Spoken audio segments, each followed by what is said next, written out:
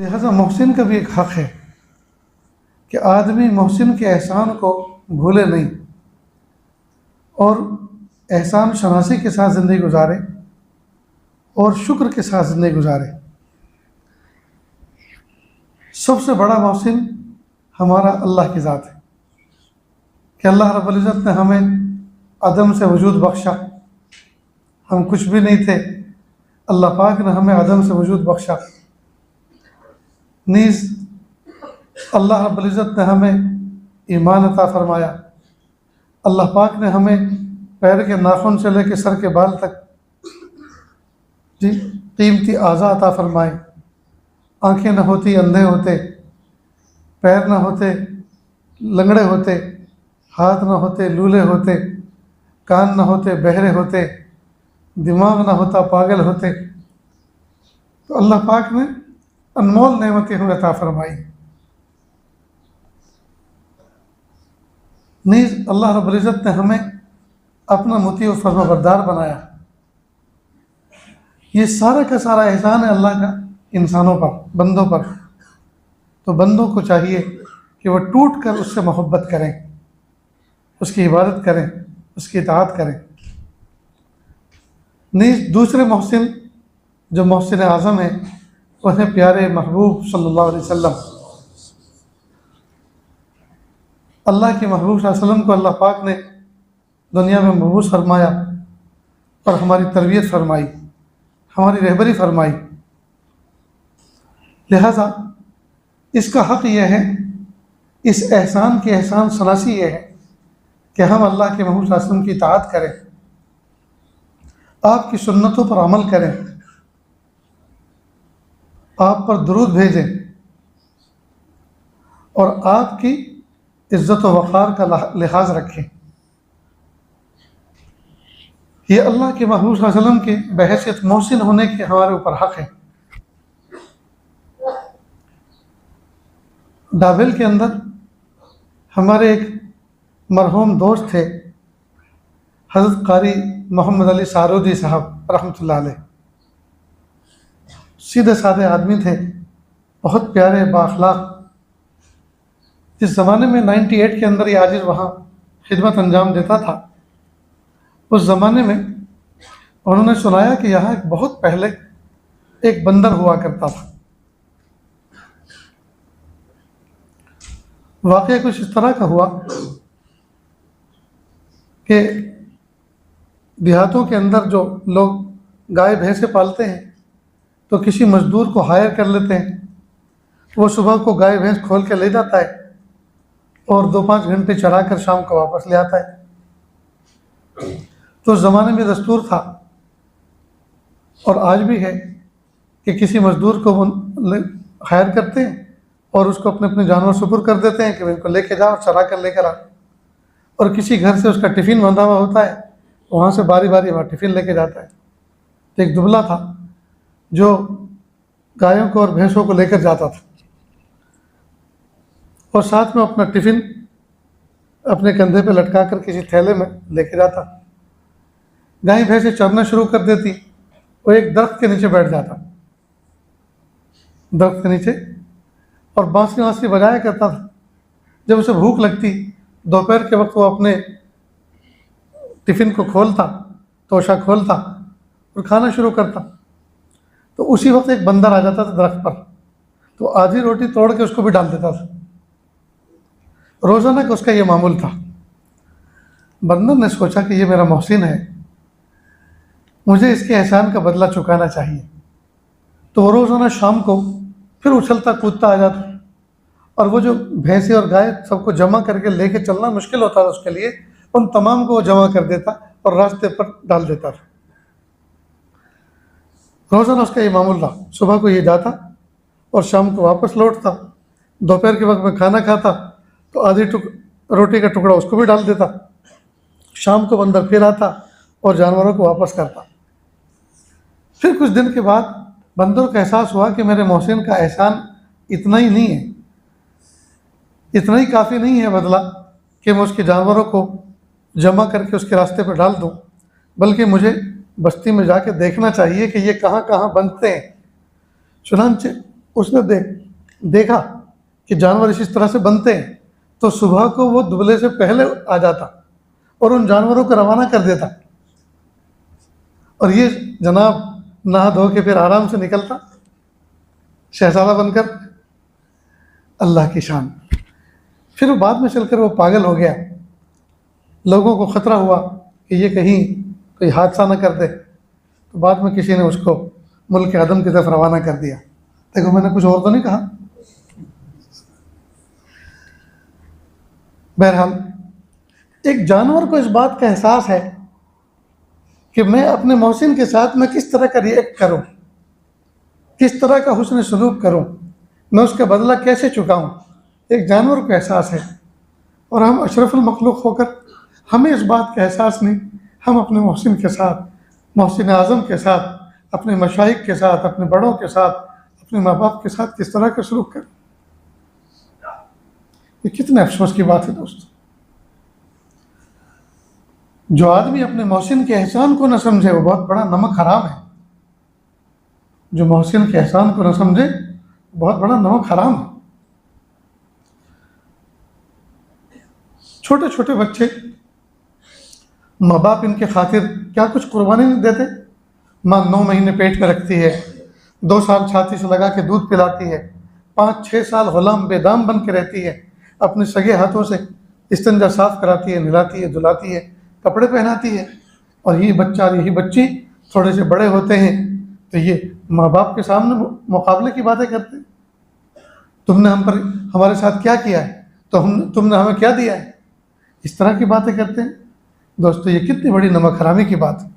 حالانکہ بچی کو تو چاہیے کہ وہ جھک کے رہتے۔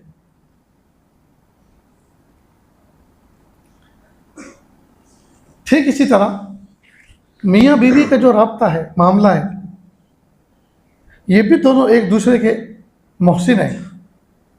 شوہر نے بیوی کو سنبھالا ہوتا ہے اور بیوی کے ذریعے سے شوہر سنبھلا ہوا ہوتا ہے، حرام چیزوں سے بچا ہوا ہوتا ہے، حرام ناجائز تعلقات سے بچا ہوا رہتا ہے، اس کو وقت پہ گرم کھانا ملتا ہے، اس کو راحت ملتی ہے، اس کو سکون ملتا ہے، اور وہی سکون کا باعث، وہی سکون کا سامان ہے۔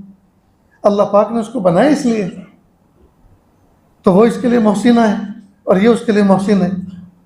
لیکن دونوں ایک دوسرے کے ساتھ میں کئی مرتبہ جب بات نکلتی ہے تو سب ایک دوسرے کے احسان فراموش بن جاتے ہیں۔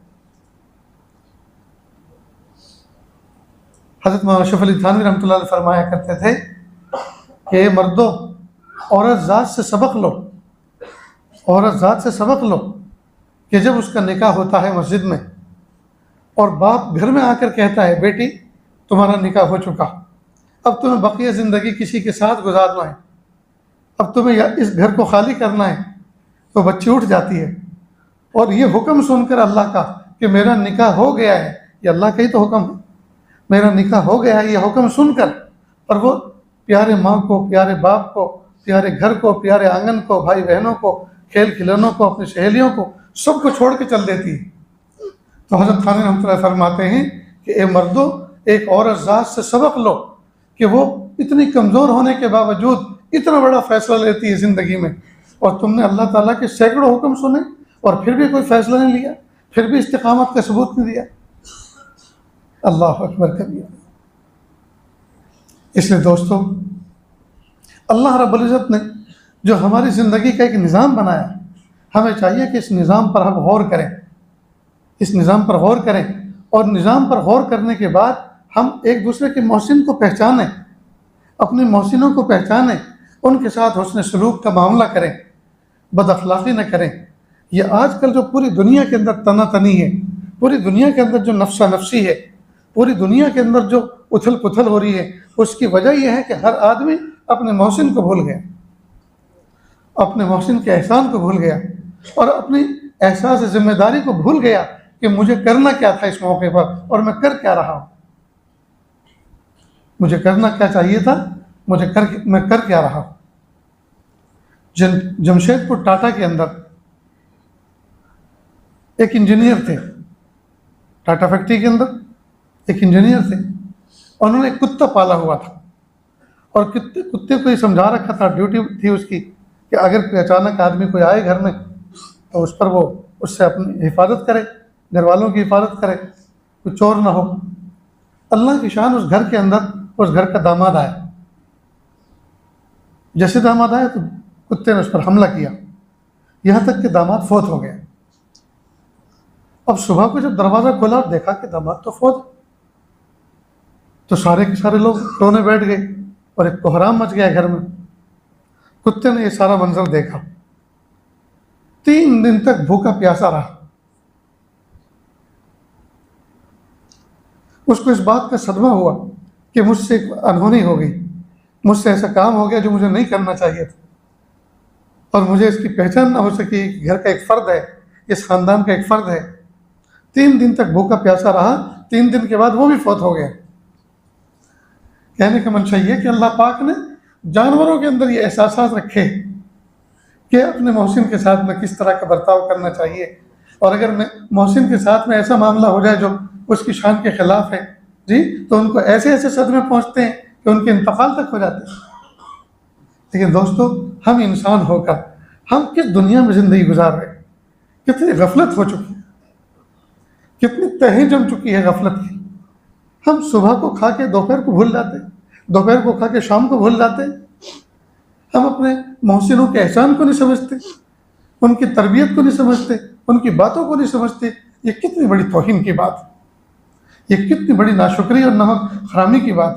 ہم اللہ تعالیٰ سے اپنی دعاؤں میں یہ چیز مانگیں، میرے پیارے اللہ ہمیں اپنے محسنین کو پہچاننے کی، ان کا احسان پہچاننے کی توفیق عطا فرمائے، اور ان کے ساتھ ہم کس طرح کا سلوک کریں کہ وہ ہم سے خوش ہو جائیں، اور کن اخلاق سے ہم پیش آئیں کہ وہ خوش ہو جائیں۔ میرے پیارے اللہ یہ سلیقہ ہمیں سکھا دیجیے، یہ سلیقہ ہمیں سکھا دیجیے۔ اللہ پاک سے ہمیں یہ مانگنا چاہیے۔ چھوٹے چھوٹے بچے کسی کے گھر میں رہتے ہیں، وہ بڑے ہو جاتے ہیں، انہوں نے اپنے بچے کی طرح اس کو پالا ہوتا ہے، ان کی تربیت کی ہوتی ہے، پال پوس کے بڑا کیا ہوتا ہے۔ کئی مرتبہ یہی بڑا ہو کر نمک حرامی کرتا ہے اور دشمن بن جاتا ہے، اور ان کے مخالفین کے ساتھ ہاتھ ملا لیتا ہے۔ اسی کو اردو میں محاورے میں کہتے ہیں نا کہ جس ہانڈی میں کھایا اسی میں چھید کیا۔ یہ آج کل حال ہے۔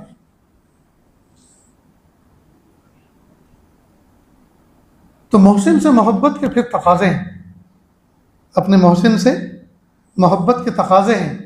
ایک تو یہ کہ دل سے شکر گزاری ہو، دل سے شکر گزاری ہو،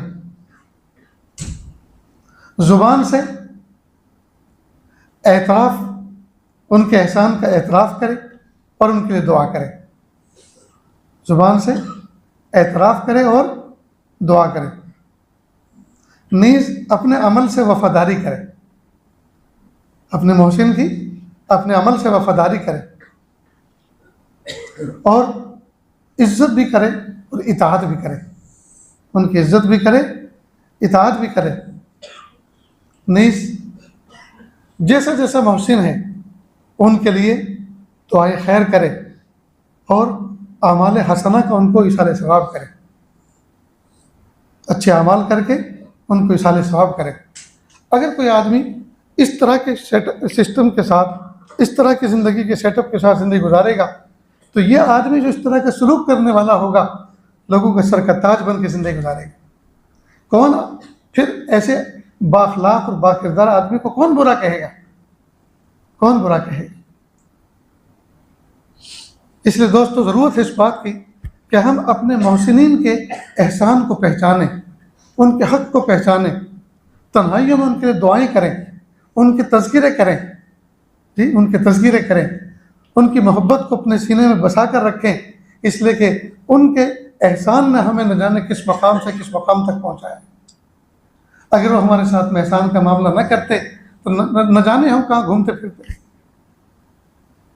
لہذا کم از کم حق یہ ہے کہ آدمی ان کے لیے دعائیں خیر کرے، ان کے خیر کا تذکرہ کرے، ان کی صحبت کا تذکرہ کرے۔ اس سے اللہ بھی خوش ہوتے ہیں اور محسنین بھی خوش ہوتے ہیں۔ آج کی اس مجلس میں ایک نوجوان ہمارے دوست کا نکاح بھی ہے، اللہ رب العزت ان کو بہت اچھا رکھے۔ دوستو باوجود اس کے کہ نکاح اللہ رب العزت نے گھر کی آبادی کا ذریعہ بنایا ہے، خاندان کی آبادی کا ذریعہ بنایا ہے، نیک نسل انسانی کی افزائش کا ذریعہ بنایا ہے۔ اور اس سب کے باوجود آج ہمارا حال یہ ہے، ہم اپنے اپنے مقام پر رہتے ہوئے، اپنے اپنے مقام پر رہتے ہوئے، اپنے اپنے گھروں میں رہتے ہوئے، اچھے اچھے لقمے کھاتے ہوئے، اچھا اچھا پہنتے ہوئے، اور اتنا پاکیزہ رشتہ ہمارے گھر میں موجود ہوتے ہوئے ہمارا حال یہ ہے، نگاہیں بے قابو ہیں، زبان بے قابو ہے، ہاتھ پیر بے قابو ہے، فون بے قابو ہے، انٹرنیٹ کا کنیکشن بے قابو ہے۔ نتیجہ یہ ہے کہ جو برکتیں ہمیں ملنی چاہیے اس مبارک راست سلسلے کے ذریعے سے، نکاح کے ذریعے، اس ازدواجی رشتے کے ذریعے سے، وہ برکتیں ہمیں پوری نصیب نہیں ہو پا رہی۔ ورنہ کیا مجال کہ دل بہلانے والی بیوی موجود ہے، رات کی تنہائی موجود ہے، اس کے ساتھ میں خوش فعلی کی جا سکتی ہے، بات کی جا سکتی ہے، ہنسایا جا سکتا ہے، سب کچھ کیا جا سکتا ہے، اس کے باوجود فون لے کر بیٹھے ہوئے، اور فون میں وہ ساری باتیں، وہ دل کی تسلی، وہ نفس کی خوشی، وہ جو کچھ حلال طریقے سے ہونی چاہیے تھی بیوی کے ساتھ، وہ ساری کی ساری حرام طریقے سے حاصل کی جا رہی۔ یہ کتنی بڑی نمک حرامی کی بات ہے۔ وہ پھر آئی کیوں ہے آپ کے گھر پر؟ وہ بچی پیارے ماں کو چھوڑ کر، پیارے باپ کو چھوڑ کر، بھائی بہنوں کو چھوڑ کر، کھیل کھلونوں کو چھوڑ کر، اپنے آنگن کو چھوڑ کر، سب کو چھوڑ کر وہ صرف بستر دیکھ کر آئی، وہ بیڈ دیکھ کر آئی کہ اپنے گھر میں بستر پہ نہیں سوتی تھی؟ وہ گھر میں بھوکی رہتی تھی کہ آپ کے گھر میں کھانا دیکھ کر آئی؟ نہیں، آپ سے بہتر انداز سے اپنے گھر پہ کھایا کرتی تھی۔ وہ تو اللہ کا حکم سمجھ کر آئی، اس نے تو بہت بڑی قربانی دی۔ اب شوہر کو چاہیے کہ وہ مرد ہو کر اپنی مردانگی کا ثبوت دے، اور اپنی وفاداری کا، اور محبت کا، اور اخلاق کا، اور اخلاص کا ثبوت پیش کرے، تاکہ وہ ہمارے گھر میں سکون پائے اور ہمیں اس کے ذریعے سے سکون ملے۔ تو ازدواجی زندگی میں کئی مرتبہ بہت سی بادھائیں آتی ہیں، اور اس کی وجہ یہ ہوتی ہے کہ دونوں ایک دوسرے کی طرف توجہ پوری نہیں کرتے جیسی کرنی چاہیے، بلکہ توجہ کا حصہ اس کو ملتا ہے جو حرام و ناجائز ہے۔ چنانچہ انٹرنیٹ کے ذریعے، فون کے ذریعے، ناجائز دوستیوں کے ذریعے، یہ سارے کی ساری توجہ کا حصہ ان کو ملتا ہے۔ تو پھر ظاہری بات ہے کہ گھر میں نحوست تو آنے والی ہے۔ اس لیے ازدواجی زندگی کو خوشگوار بنائیں، بیوی کے ساتھ محبت کا، اخلاق کا، رافت کا، الفت کا معاملہ کریں۔ اللہ کے محبوب صلی اللہ علیہ وسلم جب گھر میں تشریف لاتے، مسکراتے ہوئے چہرے کے ساتھ، خندہ پیشانی کے ساتھ گھر میں انٹری لیتے تھے۔ ہمیں چاہیے کہ ہم جب گھر میں آئیں، سارے کے سارے ٹینشن، ساری کی ساری تکلیفیں گھر کی دہلیز کے باہر چھوڑیں، اور گھر میں ریلیکس رہیں، گھر میں کوئی ٹینشن نہ ہو، گھر میں کوئی ماحول ایسا نہ بنائیں جس کی وجہ سے گھر کا پرسکون ماحول جہنم کا نمونہ بن جائے۔ یہ ایک بنیادی ضرورت کی چیز ہے۔ نیز گھر کے اندر جو کچھ اللہ پاک نے میسر فرمایا ہے، کھانے پینے کی جو چیز اللہ پاک نے عطا فرمائی ہے، خوش دلی کے ساتھ، محبتوں کے ساتھ اس سے لطف اندوز ہو، انجوائے کرے۔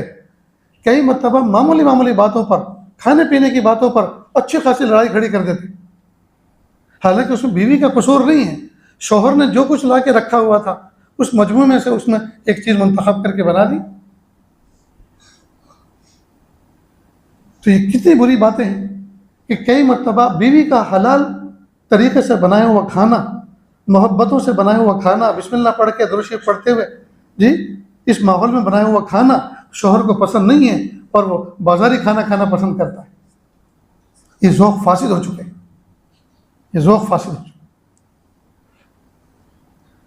نیز کھانا کھانے کے وقت فون اپنے سائڈ پہ کرے، اور اس وقت محبتوں کے ساتھ بات کرتے ہوئے، ایک دوسرے کو دیکھتے ہوئے ایسا ماحول بنائیں جو ماحول یادگار بن جائے۔ چھوٹے بچے ہوں، وہ ماں باپ کو بات کرتے ہوئے دیکھے تو خوش ہوں، ماں باپ ان کی تربیت کریں۔ کھانے کے دوران کئی مرتبہ ہم نے بچوں کو دیکھا، اچھے خاصے سمجھدار بچے ہوتے ہیں، کئی مرتبہ کھانے میں شریک ہو جاتے ہیں، اور وہ کھانے میں ایسی حرکت کرتے ہیں جس سے پتہ چلتا ہے کہ ماں باپ نے ان کی تربیت ہی نہیں کی۔ ایک بچہ کھانے میں بیٹھا ہوا تھا، دونوں گال اس کے بھرے ہوئے لقمے سے، اور بس لبوں سے بھی ایسا لگتا تھا کہ یہ لقمہ اب نکلا اور اب نکلا۔ ہم نے کہا بیٹا چھوٹے لقمے بنایا کرو اور ایک طرف سے کھایا کرو۔ وہ دن اور آج کا دن الحمدللہ کئی مرتبہ اس بچے سے ملاقات ہوئی، سابقہ پڑا ساتھ کھانے کا، وہ چھوٹے لقمے بناتا ہے اور ایک طرف سے کھاتا ہے. یہ بات اگر ماں باپ نے سمجھا دی ہوتی تو ہمیں تو کہنے کی ضرورت نہیں تھی. اس کا مطلب یہ کہ یا تو ماں باپ لے کے بیٹھے نہیں، اور لے کے بیٹھے ہیں تو ان کو اتنی فرصت نہیں کہ ان کو دیکھیں کہ بچے کھا کس طرح سے رہے. پھر یہ دیکھیں کہ بچے دائیں ہاتھ سے کھا رہے ہیں یا بائیں ہاتھ سے کھا رہے ہیں. وہ کھا رہے ہیں تو ان کے ناخن بڑے ہوئے ہیں یا چھوٹے ہیں، کٹے ہوئے ہیں، انہوں نے ہاتھ دھوئے کہ نہیں دھوئے. اب یہ تو تبھی ہو سکتا ہے نا جب ماں باپ ساتھ میں لے کر بیٹھیں اور ایک ساتھ بیٹھ کر اجتماعی طور پر دسترخوان پر بیٹھ کر کھانا کھانے کا ماحول ہو. تو گھر کے اندر یہ ماحول بنانا چاہیے. کئی وقت بچہ آتا ہے، امی بھوک لگ رہی ہے، ماں نے سالن روٹی میں لپیٹ کے دے دیا اور وہ شاورما کی طرح چلتے چلتے کھا پھر رہا ہے، کبھی ہوٹلے پہ بیٹھ کے، کبھی راستے میں چلتے ہوئے. اب جب ماں باپ بیٹھے کھانے کے لیے، چلو بیٹا کھا، نہیں میرا پیٹ بھرا ہوا. ظاہری بات ہے کھائے گا کہاں سے وہ؟ تم نے تو پہلے اس کو دے دیا. پہلے کوئی چھوٹی موٹی چیز دے دیتے، بیٹا کھانا تیار ہو رہا ہے، سب بیٹھ کے کھائیں گے، دسترخوان بچھے گا، لو بھی یہ ٹافی چوس لو، یہ چاکلیٹ ہے یہ کھا لو. جب پہلے سے آپ نے اتنا سارا کھانا اس کو دے دیا تو وہ جو اجتماعی عمل کی برکت ہے، ایک ساتھ بیٹھ کے کھانے کی برکت ہے، وہ اس سے تو محروم ہو گیا بچہ. تو اجتماعی طور پر کھائیں اور ایک دوسرے پہ کڑی نظر رکھیں. ایک ملک میں ہمارا جانا ہوا، وہاں کے مقامی میزبان نے ہمارے ایک بڑے سے ہوٹل میں دعوت کی. اسی ملک کے ایک صاحب دوست ہمارے ساتھ اور تھے. اب وہاں چائے آئی، اور چائے الگ انداز کی تھی، اس میں شوگر الگ سے ایڈ کرنی پڑتی ہے، اور اسپون بھی ہوتی ہے، چھوٹی سی چمچ بھی ساتھ میں ہوتی ہے. اب انہوں نے اس کو ہلانا شروع کیا اور آواز آ رہی تھی ٹن ٹن ٹن ٹن کی، اور سارا کا سارا ہوٹل کا ماحول ایک دم سے الرٹ کہ یہ کیا ہو رہا ہے. ہاں محسوس ہو گیا کہ یہ حرکت جو ہے ٹھیک نہیں. اب کوئی آدمی نگرانی کرے، کوئی اشارہ کرے، کوئی بتائے، تبھی تو آدمی کو سمجھ میں آئے گا. انسان غفلت کا مجموعہ بن چکا ہے آج کے دور کے اندر. بہت سے چائے اچھے خاصے سمجھدار آدمی چائے پئیں گے اور اتنی زور سے سوڑ دسی کریں گے کہ پورے کا پورا ماحول ایک دم سے اس کا سکون ختم ہو جاتا ہے. یہ کون سا طریقہ ہے چائے پہ؟ دونوں لبوں کے درمیان اس طرح سے خاموشی کے ساتھ آپ چائے سک کریں، چائے کو چوسیں، چائے کو پئیں کہ سامنے کو کانو کان پتہ نہ چلے. بہت سے لقمہ ایسے چبائیں گے، ایسی چپ چپ کی آواز آئے گی جیسے روڈ کے اوپر گھوڑا چل رہا. یہ سب چیزیں تربیت سے متعلق ہیں، اور یہ سب ماں باپ کی ذمہ داری ہے کہ اپنے بچوں کی تربیت کریں. لیکن نہ ماں باپ کو فرصت ہے، نہ بچوں کو اس بات کی طلب ہے کہ ہم اپنے ماں باپ کے ساتھ بیٹھ کے ان کی باتوں کو سنیں، اس سے سیکھیں اور سیکھنے کے بعد آگے بڑھیں. کئی مرتبہ دسترخوان کے اوپر بڑا سا برتن رکھا رہتا ہے، اس میں سے سالن اتارنا ہوتا ہے. برتن رکھا ہے تھوڑا دور پر، وہیں سے چمچہ لے کر وہ سالن اتار کے لے کر آئیں گے، اور بیچ میں درمیان میں نہ جانے کتنے برتن رکھے ہوئے ہیں، سلاد رکھی ہوئی ہے، روٹی رکھی ہوئی ہے، اور سب کے اوپر اس کے قطرات ٹپکیں گے سالن کے، اور پھر اپنی پلیٹ میں اتاریں. ارے بھائی پلیٹ اس برتن کے قریب کر لیتے، یا اس سالن کے جو ہے ڈش کو اپنے قریب کر لیتے. کوئی آسان کام کرتے، لیکن یہ نہ کرتے جو آپ نے کیا ہے. لیکن یہ سب چیزیں تربیت سے متعلق ہیں. جب ہمیں اتنی موٹی موٹی باتیں نہیں آتی تو اور کیا سمجھ میں آئے گا؟ اور کیا سمجھ میں آئے گا؟ بہرحال اللہ رب العزت نے انسان کو ایسا بنایا ہے کہ اس کو تربیت کی ضرورت ہے، اور سب سے بڑے محسن، ہمارے سب سے بڑے مربی اللہ کے محبوب صلی اللہ علیہ وسلم تھے. اور اللہ کے محبوب صلی اللہ علیہ وسلم سے صحابہ کرام نے تربیت پائی، صحابہ کرام سے تابعین اور تبع تابعین نے تربیت پائی. ہمارے اکابر مشائخ جن کا سلسلہ اللہ کے محبوب صلی اللہ علیہ وسلم تک پہنچتا ہے تربیت کا، جی ان کی ذمہ داری ہے، ان کی ذمہ داری ہے کہ یہ اپنے ماتحتوں کی تربیت کریں. مومن کی شان یہ نہیں ہے کہ اس کے سامنے کوئی منکر ہو رہا ہو اور اس پر نکیر نہ کرے. مومن کی شان یہ ہے کہ جب اس کے سامنے کوئی منکر ہو رہا ہو تو احسن طریقے کے ساتھ، احسن طریقے سے جی اس پر نکیر کرے، احسن طریقے سے اس کو سمجھائے کہ یہ چیز غلط ہے.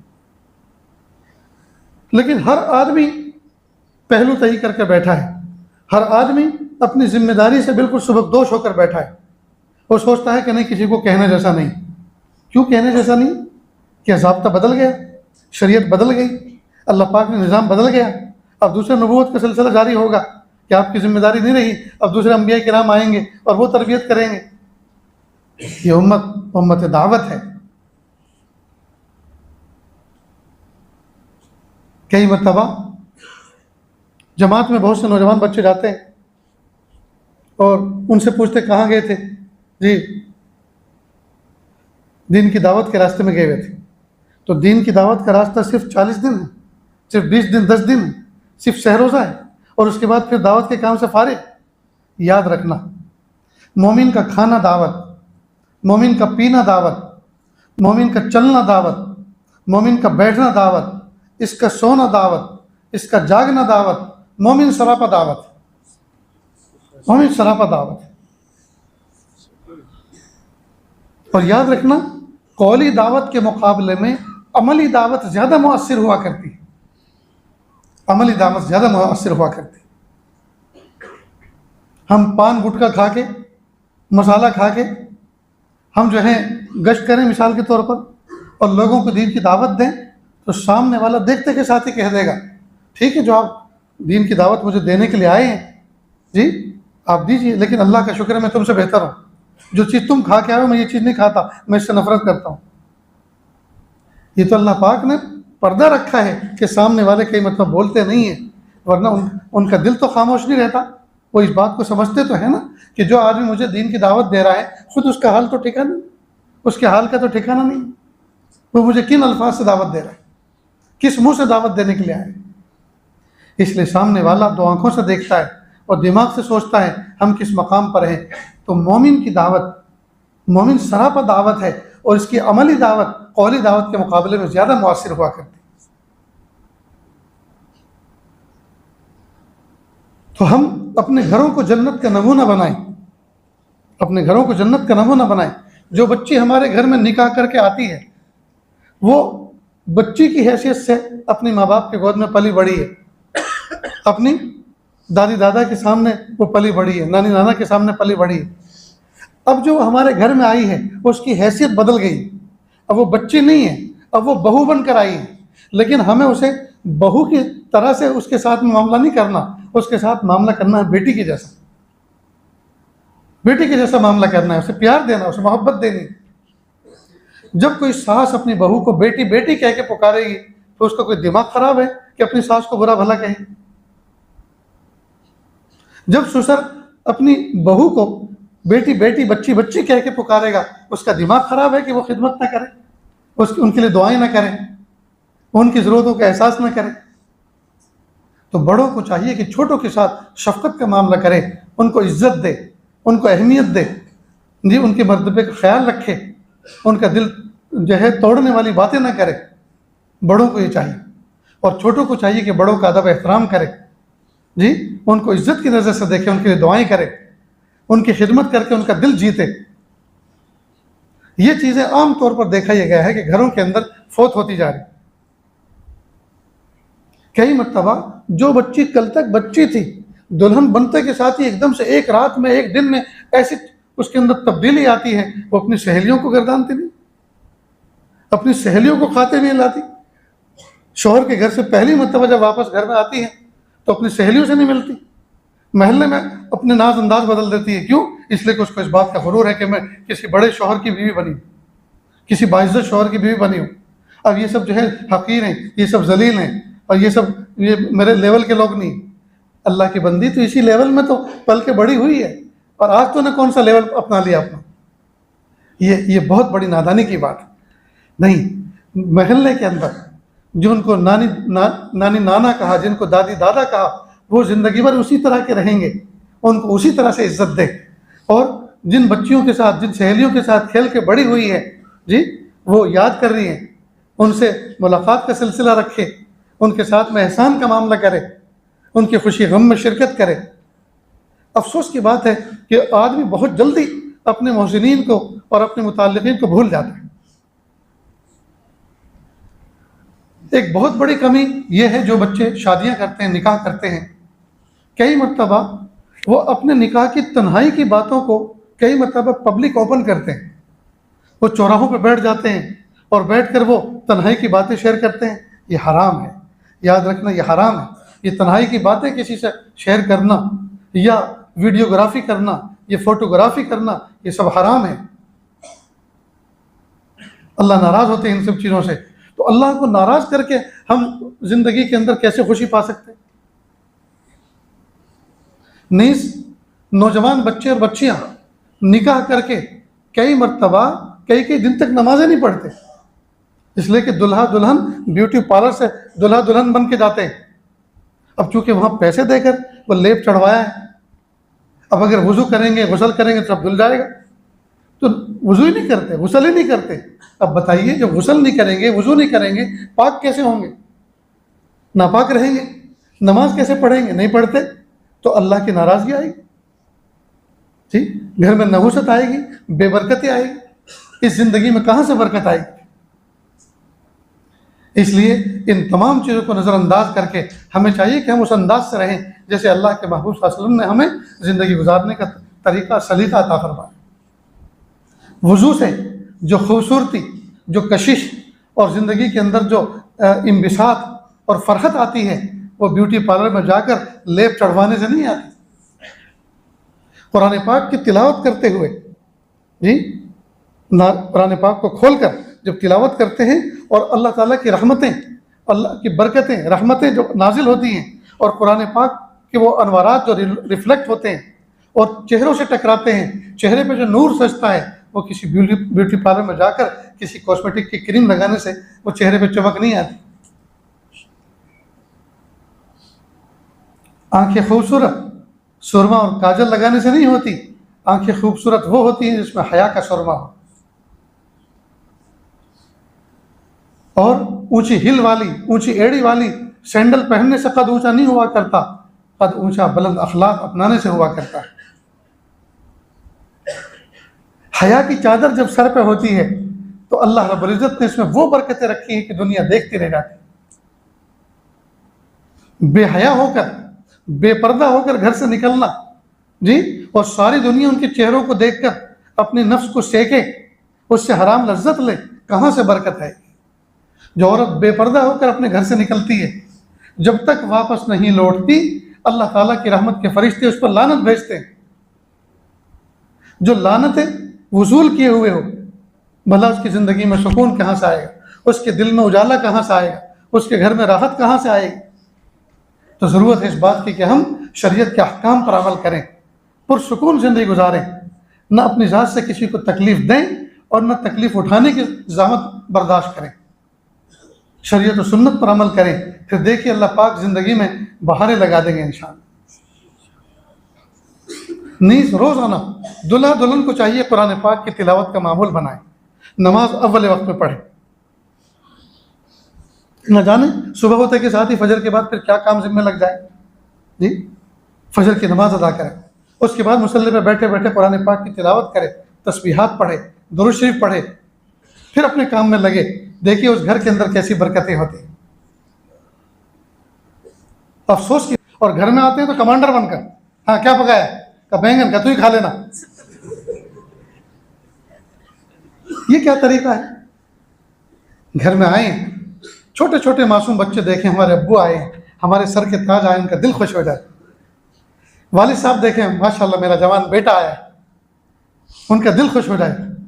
بیوی کنکیوں سے دیکھیں میرے شوہر آئے ہیں، تنہائی میں جا کے ملیں، یہ دیکھ کر کے چاروں طرف کوئی دیکھ تو نہیں رہا، ہاتھوں کا بوسہ لے لیں، پیشانی کا بوسہ لے لیں، اس کا دل خوش ہو جائے گا کہ میرے شوہر آئے، میرے سر کے تاج آئے، میری محبتوں کے معراج آئے۔ تو جو کرنے کے کام ہیں وہ تو کرتے نہیں، اور جو نہیں کرنے کے کام ہیں وہ سب کرتے پھر رہے ہیں، تو گھر میں برکت آئے گی کہاں سے؟ ہر آدمی جس کی کسی پہ نہیں چلتی وہ اپنی بیوی پہ چلاتا ہے، وہ کمانڈر بن کے گھر میں رہنا چاہتا ہے۔ یہ چیز ٹھیک نہیں۔ محبتوں کے ساتھ رہیں، الفتوں کے ساتھ رہیں، اعمال کے ساتھ رہیں، اخلاص کے ساتھ زندگی گزاریں اور صاف ستھری زندگی گزاریں۔ آج کل کے ماحول میں نوجوان بچوں کا حال یہ ہے، وہ جاب شاپ پہ جاتے ہیں، کپڑے ان کے میلے کچیلے ہوتے ہیں، کھیتی باڑی کا کام کرتے ہیں، محنت مزدوری کا کام کرتے ہیں، تھک ہار کے گھر میں آتے ہیں اور آتے کے ساتھ ہی چارپائی پہ لیٹ گئے اور فون دیکھتے رہے یہاں تک کہ سو گئے، کئی مطلب فون ہی چہرے پہ گرتا ہے،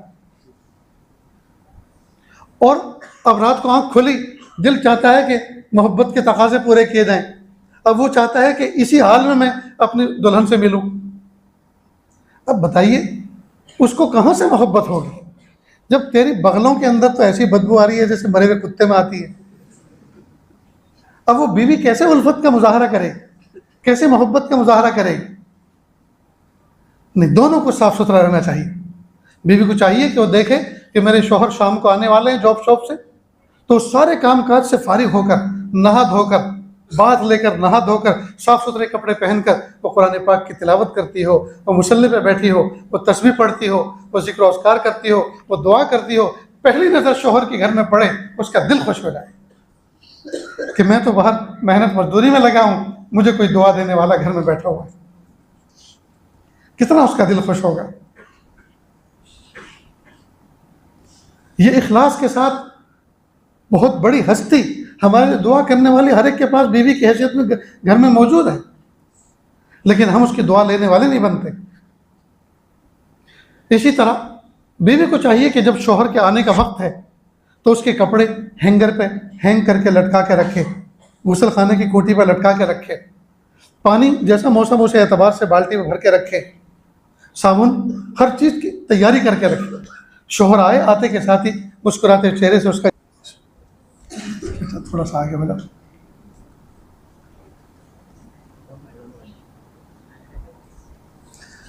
دیکھو دوستو، نکاح کا خطبہ سننا واجب ہے، جس طرح سے جمعہ کا خطبہ، عیدین کا خطبہ نہیں سنیں گے تو گناہ ہوگا،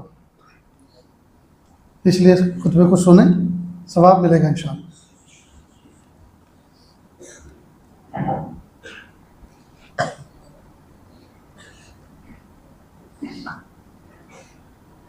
الحمد لله نحمده ونستعينه ونستغفره ونؤمن به ونتوكل عليه ونعوذ بالله من شرور أنفسنا ومن سيئات أعمالنا، من يهده الله فلا مضل له ومن يضلله فلا هادي له، ونشهد أن لا إله إلا الله وحده لا شريك له، ونشهد أن سيدنا ومولانا محمدا عبده ورسوله، أما بعد فأعوذ بالله من الشيطان الرجيم، بسم الله الرحمن الرحيم، يا أيها الناس اتقوا ربكم الذي خلقكم من نفس واحدة وخلق منها زوجها وبث منهما رجالا كثيرا ونساء، واتقوا الله الذي تساءلون به والأرحام، إن الله كان عليكم رقيبا، يا أيها الذين آمنوا اتقوا الله حق تقاته ولا تموتن إلا وأنتم مسلمون، يا أيها الذين آمنوا اتقوا الله وقولوا قولا سديدا يصلح لكم أعمالكم ويغفر لكم ذنوبكم، ومن يطع الله ورسوله فقد فاز فوزا عظيما، وقال سيدنا رسول الله صلى الله عليه وسلم: النكاح من سنتي، وقال: وأتزوج النساء، فمن رغب عن سنتي فليس مني، وقال نبينا صلى الله عليه وسلم: خيركم خيركم لأهله وأنا خيركم لأهلي، أو كما قال عليه الصلاة والسلام۔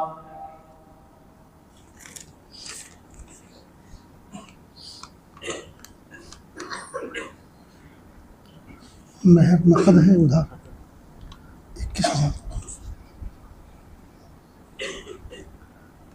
بھائی شاہ نواز ابن یعقوب بھائی درزی، دلہن طیبہ بنت صادق بھائی مکرانی کی ذات کو وکیل بن نکاح حافظ شبیر مکرانی نے 2 گواہوں کی موجودگی میں حاضرین مجلس کے سامنے 21,000 روپے نقد مہر کے عوض طیبہ بنت صادق بھائی مکرانی کی ذات کو زوجہ بنا کر آپ کے نکاح میں دیا کہ آپ نے قبول کیا؟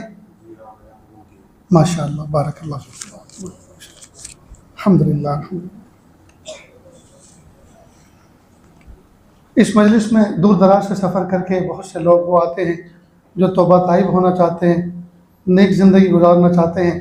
یہ عاجز توبہ کے کلمات پڑھاتا ہے، میرے پیچھے پیچھے صدق دل کے ساتھ، سچی نیت کے ساتھ پڑھتے چلیں۔ بسم اللہ الرحمن الرحیم۔ لا الہ الا اللہ محمد الرسول اللہ صلی اللہ علیہ وسلم۔ اشہد ان لا الہ الا اللہ واشہد ان محمدا عبدہ ورسولہ۔ استغفر اللہ ربی من کل ذنب واتوب الیہ۔ استغفر اللہ ربی من کل ذنب واتوب الیہ۔ آمنت باللہ کما ہوا باسمائہ وصفاتہ وقبلت جمیع احکامہ اقرار باللسان وتصدیق بالقلب۔ وصلی اللہ تعالی علی خیر خلقہ محمد وعلی آلہ واصحابہ اجمعین برحمتک یا ارحم الراحمین۔ اللہ کا شکر ہے، کلمات پڑھنے کے بعد توبہ طائب ہو گئے، اللہ تعالیٰ اس توبہ کو قبول فرمائے۔ ہلکے پھلکے معاملات ہیں، ان کو سمجھ لیں۔ ایک تسبیح استغفار کی، ایک درود شریف کی، ایک تیسرے کلمے کی صبح شام پڑھیں۔ اس کے علاوہ ایک پارہ قرآن پاک کی تلاوت کریں، صبح سے شام تک کسی وقت بھی اس کو پورا کر لیں، تھوڑا تھوڑا کر کے چاہے کریں۔ اس کے علاوہ 5 وقت کی نمازوں کا اہتمام کریں، آگے پیچھے کی سنتوں کے اہتمام کے ساتھ۔ اپنی ذات سے کسی کو تکلیف نہ پہنچائیں۔ اور بہت اہم نصیحت یہ، انٹرنیٹ اور موبائل فون کا غلط استعمال نہ کریں۔ آج کے دور کے اندر اس کے فتنے سے جو آدمی اپنے آپ کو بچا لے، اللہ کا ولی بن جائے گا انشاءاللہ۔ اللہ عمل کی توفیق دے۔